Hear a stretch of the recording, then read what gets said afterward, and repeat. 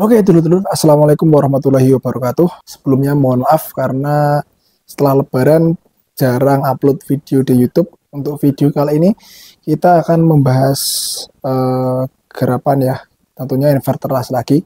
Ini kiriman dari beliau yang ada di Lombok Utara. Dari Lombok dikirim ke Semarang. Ini berupa inverter las mereknya Wipro inverter warna biru. Ini inverter double MMA dan MIG. Jadi inverternya bisa MMA, bisa MIG. Untuk kendala atau problemnya yaitu katanya habis dipakai ngelas, setelah itu mati ya, atau mati total, tidak bisa nyala sama sekali. Tapi setelah sampai sini saya bongkar, ternyata bisa nyala, tapi nggak tahu normal atau enggaknya ya, karena belum dicek lagi. Ini sebelumnya sudah saya bongkar, Mak. Ini ketika dinyalakan dia mau nyala, tapi nggak tahu normal atau enggaknya karena belum dilakukan pengecekan secara detailnya. Untuk indikator di sini normal. Ini dia sudah memakai kontrol tombol digital gitu ya. Jadi tidak seperti yang merek Daiden yang masih menggunakan switch manual. Di sini dia sudah menggunakan IC microcontroller untuk mengatur delay PWM-nya dan juga untuk mengatur mode, baik itu digunakan untuk mode pengelasan MMA maupun pengelasan MIG. Ini ketika dipencet dia juga masih bisa berpindah antara MMA dan MIG-nya. Dan ketika dicek nanti saya perlihatkan di meja workshop ya untuk pengecekan tegangannya. Karena ini juga baru saya bongkar dan ternyata sampai sini dia menyala. Tapi kendala awalnya itu dia mati total. Nggak tahu ini mati totalnya gimana. Ataukah kadang-kadang mati total, kadang-kadang dia bisa normal, atau memang sebelumnya itu nggak nyala sama sekali. Tapi sampai di sini ini menyala ini.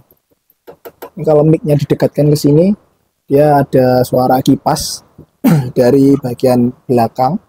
Karena kipas menyala berarti untuk tegangan 24 voltnya ya, itu berarti hadir ya. Kita cek di sini untuk tegangan outputnya ketika di MMA dia ada 52,39, artinya di sini MMA-nya mengeluarkan tegangan. Dan ketika dipindah ke MIG, ini saya pencet untuk bagian switch MIG-nya, dia juga keluar untuk tegangan MIG-nya. Ada dua, current dan juga pengaturan tegangan untuk MIG-nya, sedangkan current-nya untuk MMA-nya dulu, MMA dan sekaligus MIG-nya. Dia masih nyala, tapi nggak tahu ini normalnya atau enggak. Nanti dicoba untuk pengelasan dulu. Oke, kita langsung aja ke pengecekan tegangannya dulu ya. Jadi seperti ini untuk dalamannya mesin las Wipro ya. Wipro MIG MMA, dalamannya seperti ini. Ini mirip-mirip seperti PCB-nya mesin las Hardwell atau Cardwell ya. Persis banget ya. IC PWM-nya dia pakai MCU atau microcontroller ya. Microcontroller atau ya sistem komputer mini gitu ya. Minimum sistem MCU. Jadi dia sudah tidak memakai PWM analog lagi seperti halnya mesin-mesin las biasanya. Tapi mesin las yang memakai MCU atau PWM digital seperti ini yang berbasis komputasi atau komputer, dia rentan sekali rusak atau rentan sekali bermasalah di bagian PWM-nya. Dan jika sudah bermasalah, dia susah untuk ditangani, susah untuk cari solusi karena dia bukan IC analog yang tidak ada persamaannya. Dia harus memang, kalau misalkan ada pun, kalau beli ini hanya ada IC kosongan saja atau microcontrollernya tidak ada isi programnya, karena di dalam sini dia diprogram, dicoding dengan komputer untuk diisi codingan atau program untuk memerintahkan semua perintah atau semua kerja dari PWM maupun inverternya itu dikontrol dari MCU di sini. Kalau tidak ada pemrogramannya, tidak ada isi codingnya ya nggak bakal bisa jalan mesin lasnya, cuma nyala aja, nggak bisa mengeluarkan output frekuensi PWM-nya. Jadi kebanyakan yang memakai IC MCU sebagai PWM-nya itu sering bermasalah karena IC ini harusnya ditempatkan di tempat yang berbeda atau di depan ya, tidak di dalam PCB utama atau board utamanya. Kalaupun memang bisa, itu PWM-nya tetap pakai PWM analog, tapi IC microcontroller-nya hanya dipakai untuk mengontrol level arusnya dan mengontrol feedback-nya saja. Tidak semuanya dikontrol oleh satu IC yang sama. Jadi PWM-nya tetap pakai PWM analog, misalkan UC245, UC345, atau KA3525, atau UC3046 dan sejenisnya. Intinya PWM analog ya. Dia tetap memakai PWM analog untuk membangkitkan sinyal frekuensi inverternya untuk switching IGBT-nya. Tapi untuk bagian kontrol arus, bagian feedback itu barulah dipakai microcontroller. Itu lebih awet dan lebih bagus, kayak sistemnya dipakai Dayden yang lama itu ya. Dayden yang versi tengah-tengahan. Kalau Dayden yang lama tetap pakai analog dan itu lebih bandel, lebih awet gitu ya. Mesin las ini sering rusak.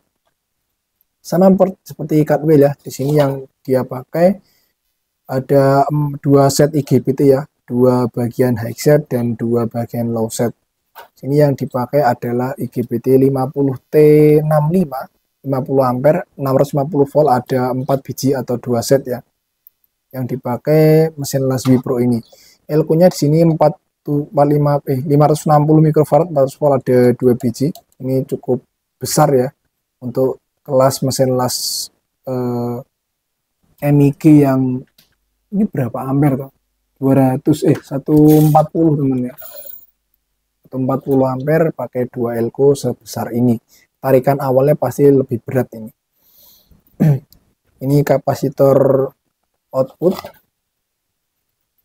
Kapasitor jalur output ya.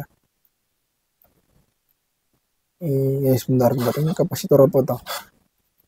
Ambil dari sini. Oh iya, kapasitor jalur output ya, output ke trafo final.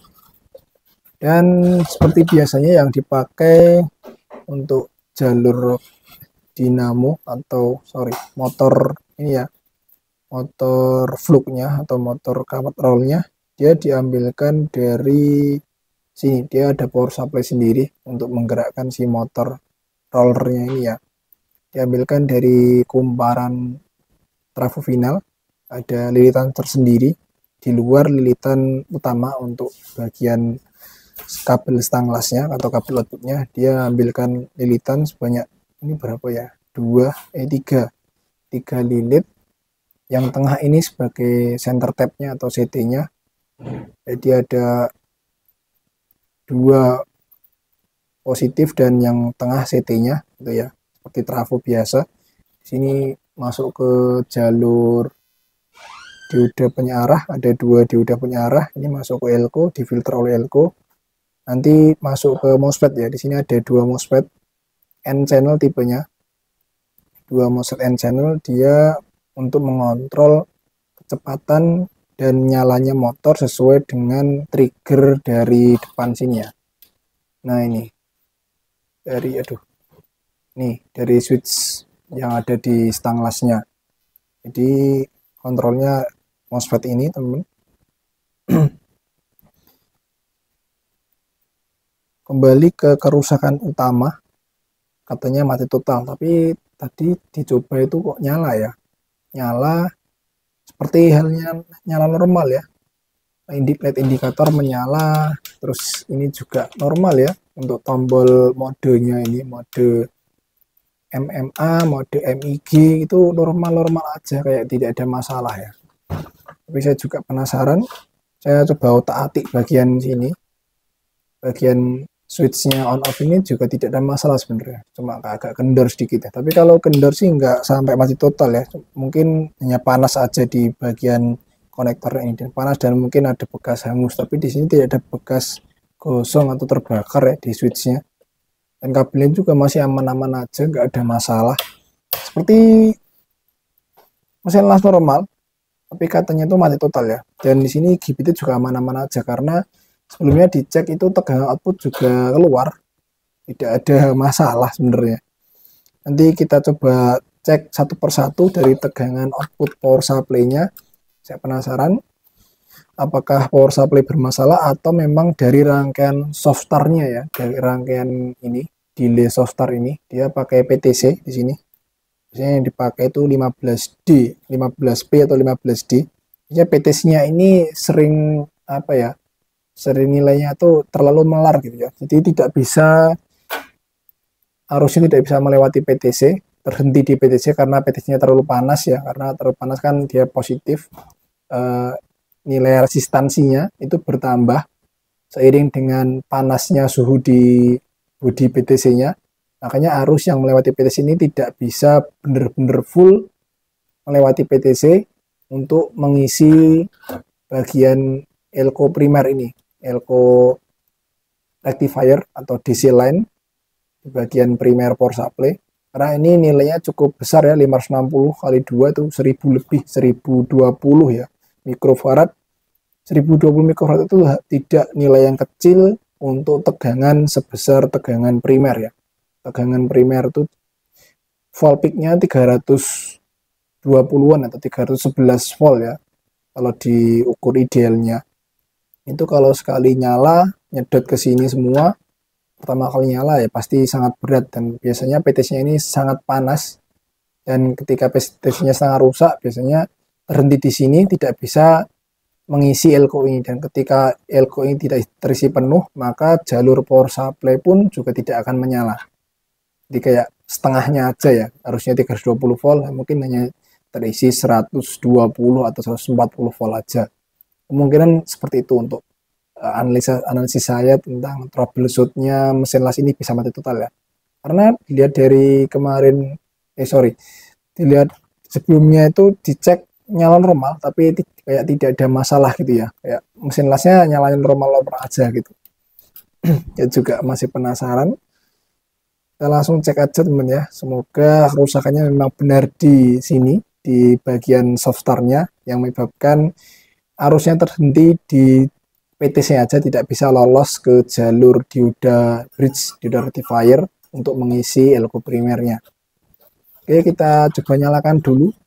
Saya pakai bulam 100 watt untuk dummy ya, atau pengaman di bagian inputnya. Saya seri salah satu menggunakan bulam 100 watt. Ini wajib ya kalau pengecekan mesin las, biar tidak ada kesalahan yang menyebabkan short circuit, tidak melebar kemana-mana nanti kalau tidak merembet kemana-mana gitu ya. Ini kipas saya pasang dulu nanti sebagai tanda kalau mesin lasnya sudah aktif atau sudah bertegangan gitu ya. Kadang saya lupa, belum saya cabut stop kontaknya atau belum saya cabut steker utamanya, itu sudah saya pegang-pegang jalur IGBT, jalur elko ya. Takutnya kalau nyala, tiba-tiba nyala lah, saya bisa kesetrum kesetrum tegangan DC di atas 200 volt itu ya bahaya lur ya. Karena DC itu harus searah, nggak kayak AC, ada dimana dia titik nolnya. Kalau DC bener-bener dia nyala continue ya, tanpa henti. Kalau nyetrum ini ya, nyetrum ke manusia ya bahaya lur ya. Oke, saya pasang dulu di sini. Ini satunya kita jumper pakai bulam untuk mengamankan jalur power supply teman. Kalau misalkan ada masalah itu tidak merembet kemana-mana gitu tujuannya ya. Ini sering saya lakukan untuk pengecekan mesin las. Oke, kita coba nyalakan. Dan oh iya, ini di bagian depan itu hanya ada LED indikator dan push button ya. Dan ini ada 2 potensio untuk current dan juga voltage ya. Voltage-nya untuk jalur MIG, tegangan MIG, dan current-nya ini untuk kedua-duanya, MMA maupun MIG-nya. Sekarang kita coba nyalakan. Bismillahirrahmanirrahim. Oke, ini sudah menyala loh ya. Sini sudah kelihatan menyala dan kayak tidak ada masalah gitu teman ya. Nyala, bulam juga tidak nyala terang. Saya coba pindah ke MMA mungkin.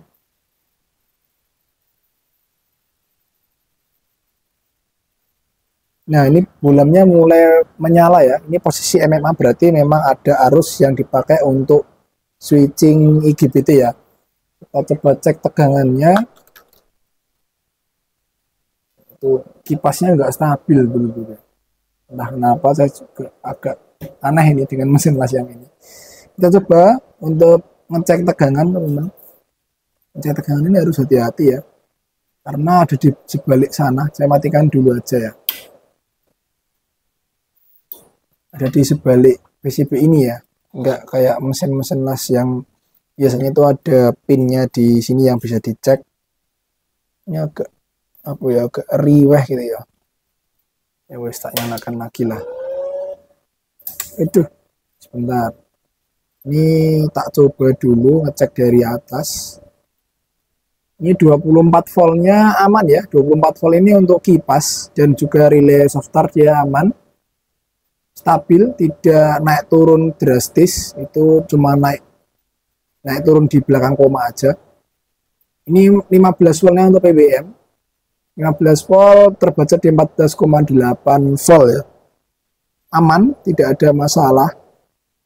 Ini juga 15 volt, jadi dua dioda untuk menghandle 15 volt PWM, karena untuk beban PWM ya, beban switching BWM agak berat. Ini untuk kipas dan relay. Power supply aman, tidak ada masalah sebenarnya. Saya coba ya untuk jalur MMA-nya. MMA loh ya. MMA coba tak cek ini tegangan outputnya dulu. Tegangan output. Nah, dia keluar kan tegangan outputnya. MMA ini 43,2, dia drop karena input filenya di seri pakai bulam. Ini posisi MIG. Nah, ini posisi MIG dulu ya. Posisi MIG. Kita coba pencet ini ya. Nah, ini posisi MIG dia keluar ketika dipencet tombol atau triggernya ini. Saya lepas, dia off. Berarti kayak seperti apa ya? Seperti mesin las normal ya, tidak ada masalah. Tapi katanya mati total. Nah, mungkin ya itu di jalur itu softwarenya itu ya. Power supply aman, tidak ada masalah dulu ya. Terus kita cek PWM-nya, output PWM ya. Nanti kita juga akan ngecek pakai oscilloscope untuk memvalidasi atau konfirmasi. Ini output PWM. Kita pindah ke MMA. Nah, ini output PWM-nya terbaca 10,2 dengan inputnya VCC itu kan 15 ya. Kalau terbaca 10,2 berarti ya aman ya. Sekitar 9 sampai 10 volt, nggak sampai 11 ya, dia masih aman. Ini untuk output A di sini ya. Nah, di sini output A, output B-nya kita cek lagi. 10,2 sama ya, dua-duanya sama. Karena tadi di outputnya juga keluar tegangan, berarti untuk bagian driver ini ya. Bagian driver ini dia memang normal, outputnya sama-sama 10 volt. Jadi kita cek juga pakai oscilloscope. Kalau memang di dua driver MOSFET ini dia bermasalah atau salah satu pincang, itu pasti di bagian output stang las itu pasti nggak akan keluar tegangan sebesar itu ya. Dia pasti tegangannya ngedrop bahkan 0 volt, nggak ada tegangan sama sekali. Karena driver di sini fungsinya untuk nge-switch ya atau mendrive trafo GDT yang ada di sini itu. Trafo GDT yang di sini, trafo GDT ini untuk mendrive juga kedua jalur high set maupun low setnya IGBT biar bisa switching bergantian gitu ya. Kalau misalkan itu tegangannya pincang atau tidak normal, salah satu ada yang 0, itu switching IGBT dia akan standby atau off ya. Dan output di stang lasnya juga tidak akan ada tegangan seperti itu. Kayak normal-normal aja temen ya. Aneh juga ini mesin lasnya. Oke, nanti saya akan melakukan pengecekan dulu. Nanti kita validasi tegangannya PWM pakai oscilloscope ya. Ini sudah saya pasangkan probe oscilloscope di jalur drainnya dual MOSFET itu ya, 4688. Dua probe-nya sudah saya tempatkan di output drainnya. Sini kita baca untuk jalur output drivernya. Sini terbaca frekuensinya 40 kHz ya teman-teman. 40 kHz. Ini coba tak pegang lagi ini, gogrek. Nah seperti ini, frekuensinya 40 kHz. Itu saya hold dulu ya, saya hold dulu. Ini coba tak geser ke atas, saya ke bawah. Oke, tidak ada frekuensi sebenarnya ya, agak melengkung sedikit ya ini bagian sini. Ini agak aneh sedikit ya. Mungkin ini hasil noise-nya si dual MOSFET itu ya, 4688 sering begitu soalnya. Nggak seperti MOSFET yang dipakai IRF Z24 dan IRF 9Z24 itu benar-benar bersih kotak ya. Nggak, ini kayak apa ya ini? Ada sedikit noise gitu teman ya. Ya frekuensinya nggak benar-benar kotak gitu ya. Tapi frekuensinya dua-duanya sama, 40 kHz di sini. Channel A 40 kHz yang warna kuning, channel 2 40 kHz. Duty cycle-nya di sini cukup tinggi ya, di 66,6%. Di sini sekitar 50-an. 54 atau 56% saja. Di sini sampai 66%. Tapi nggak apa-apa sebenarnya.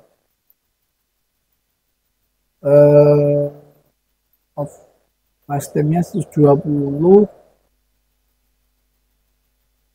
Kita perkecil saja, perbesar temper diff-nya sama aja ya. Jadi cycle-nya masih di sekitar 60-an persen. Dengan ini overshoot-nya itu 0,05% ya. Itu jadi output PWM-nya, output driver-nya itu sebenarnya kayak tidak ada masalah. Ini saya coba pindah ke MIG ya. Saya pindah ke MIG, itu kan dia mati ya, off, karena triggernya belum saya pegang, saya short kan, ini saya short ya. Frekuensi sama, jadi antara MIG dan MMA dia output driver PWM-nya sama, cuma nanti kalau misalkan dia sudah ditempel kawat lasnya untuk MIG, dia baru berubah duty cycle-nya di sini ya. Ini duty cycle lebih tinggi ya, 77%, 77 sampai 78% untuk bagian MIG, karena itu nanti dia akan berubah sesuai dengan arus yang dikontrol dan tegangannya dikontrol, tapi tidak langsung jadi gitu ya. Jadi PWM itu tidak langsung jadi hasil dari pengaturan ini, pengaturan si level arus, current, dan potensio tegangan. Dia nanti baru bisa berubah duty cycle, dan ya duty cycle PWM-nya baru bisa berubah ketika kawat lesnya sudah nempel dan potensio arus maupun tegangan ini sudah diset di level tertentu. Dia akan bisa berubah nanti. Dia akan naik mendekati 100%. Karena kalau MIG kan nanti tegangan outputnya tidak sebesar tegangan MMA ya. Dan juga ampernya MIG juga tidak sebesar MMA. Sorry, tegangannya MIG itu tidak sebesar MMA, tapi ampere itu sama ya, karena untuk biasanya kalau MIG 140, biasanya juga MIG 140 ampere, tapi tegangannya kecil. Seperti itu. Nih. Tapi ya arus kan berbanding lurus dengan besar tegangan ya. Kalau misalkan semakin besar tegangannya, dia juga semakin besar arus yang melewati gitu ya. Kalau misalkan tegangan MMA standarnya kan di 40 ya, atau di atas 40, biasanya 50 atau 60 volt ketika belum dibuat ngelas atau masih open circuit. Kalau sudah ditempel kawat lasnya, dia akan drop ke sekitar 20-an volt ya, 20-an volt. Nanti baru ketemu dia wattnya gitu ya. 20 misalkan 20 volt dropnya ketika kawat las nempel, dan ketika dia nanti dikalikan dengan arus yang diset, misalkan arusnya 50, berarti 20 kali 50 berarti ya 1000 watt, 1000 wattan ya untuk outputnya, daya outputnya. Misalkan cuma 50 ya, 50 kali tadi 50 ya, 50 kali 20 1000. Kalau misalkan cuma 20 ya 400 wattan gitu ya. Jadi untuk MIG mesin las yang versi ini beda dengan Dayden. Kalau Dayden itu Yang versi lama yang ada 2 potensio, dia ketika mesin las open circuit atau tidak digunakan melas, posisi MIG dipencet, itu outputnya sudah sesuai dengan yang di set di sini. Misalkan kita set MIG Daiden di 14 volt atau paling minimal ya, dan ampernya juga paling minimal. Itu nanti outputnya juga sudah jadi di 14 volt. Padahal posisi open circuit tetap belum dipakai ngelas. Tapi untuk mesin las ini beda. Dia baru bisa bekerja ketika sudah ada feedback atau arus feedback dari sudah ada feedback dari bagian outputnya yang dikontrol ke bagian mikrokontrollernya gitu teman-teman. Jadi dia bekerja kalau sudah ada feedbacknya. Ini tadi MIG di 77%, saya coba pindah ke MMA ya, dia turun di 60% itu. Nah itu 66%, berarti ada perbedaan sekitar 10%an ya, 10 sampai 12% antara duty cycle MIG dan MMA. Ya normal seperti itu, ada masalah berarti memang mungkin masalahnya ada di jalur softarnya sini ya. Softarnya ini yang bermasalah ya. Karena power supply kita cek normal dan coba kita akan nyalakan dulu, kita nyalakan lama mesin las ini sampai mungkin pagi nanti ya, karena ini sudah jam 23.48 itu. Nah, saya nyalakan sampai pagi, apakah power supply ini masih bertahan, tegangannya masih bertahan di 24 dan 15 volt atau memang drop pelan-pelan ngedrop gitu ya. Kita belum tahu. Kalau mesin lasnya sudah posisi panas, power supply akan drop atau enggak gitu ya. Oke, sudah saya lakukan penggantian PTC di sini ya. Saya ganti menggunakan NTC 47D ya. Di sini saya gunakan NTC. Dan tadi di jalur primer, terutama di sini ya. Ini saya lihat tadi jalurnya itu kaki source-nya ya untuk jalur IC osilator power supply. Dia seperti miliknya LNK 626 karena pin 3 itu kosong ya. Ini pin 3 ini kosong, jadi 1, 2, 0, 4, 5, sampai 8 ini adalah pin source-nya ya, pin sumber. Ini diambil dari negatif primer atau SGND, dari ground-nya DC line ya. Drain-nya di sini, pakai nomor 4 kalau nggak salah ya. Ini mirip dengan LNK626, tapi tadi saya sempat lepas itu solderannya ternyata ngefong di sini. Ada yang ngefong solderannya. Sudah saya solder ulang, dan di balik PCB ini kan ada resistor ya dan kapasitor, itu hanya sebagai filter. Di balik PCB ini ada IC lagi, THT 2206 kalau nggak salah, 206 atau THT, intinya THT 2206 kalau nggak salah. Itu IC-nya SMD, agak asing ya, dan saya cari-cari datasheetnya ternyata tidak ada. Yang muncul malah THX 206 atau THX 203 ya, yang sering dipakai di power supply receiver parabola itu ya. Tapi tadi THT 2206 entah asing, tapi dari pin out IC-nya itu mirip dengan IC LNK 626 ya. Ada 7 pin, karena yang satu pin 3 itu kosong ya. Ya celah atau gap antara jalur feedback dengan drain-nya yang masuk ke inputnya trafo switching. Dan salah satu trafo switching ini nanti masuk ke positifnya. Jadi kayak sistem topologi FBT ya, topologi feedback gitu. NTC udah saya ganti, PTC saya ganti pakai NTC ya di situ. Mana tadi? Nah ini ya, ini 15P yang asli. Udah saya ganti dan kita coba nyalakan, kita cek lagi tegangnya. Ini start awalnya dia lebih cepat ya. Lihat. Nah, dia langsung nyala. Sebelumnya tuh memang agak lama ya karena pakai PTC. Ini langsung nyala dan tidak ada jeda, tapi lebih aman karena ini nilainya 47D ya, nilainya 47 ohm. Ini 15P. Kita cek tegangan output power supply. Kelihatan. Aduh. Nah, kelihatan ya. Ini 14,8. Stabil ya. 24 voltnya aman. Aduh. Agak susah. 24 voltnya ini dulu. Aduh, ini probe multimeternya jak muring.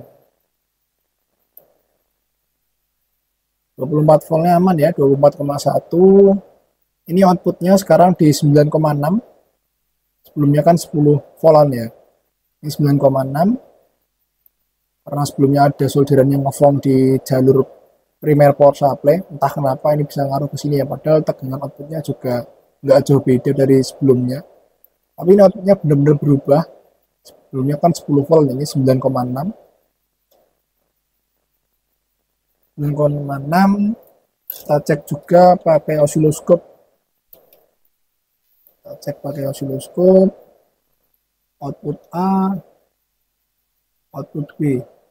Oke, kita cek dua-duanya. Output A, output B langsung dua-duanya kita cek ya. Oke, diselesaikan 66%. Ini posisi MMA ya. Mantap. Oke, langsung kita tes untuk pengelasan, nanti kita tes untuk MIG dan MMA-nya juga ya. Oke. Tes mesin las Wipro MIG MMA kiriman dari Nusa Tenggara.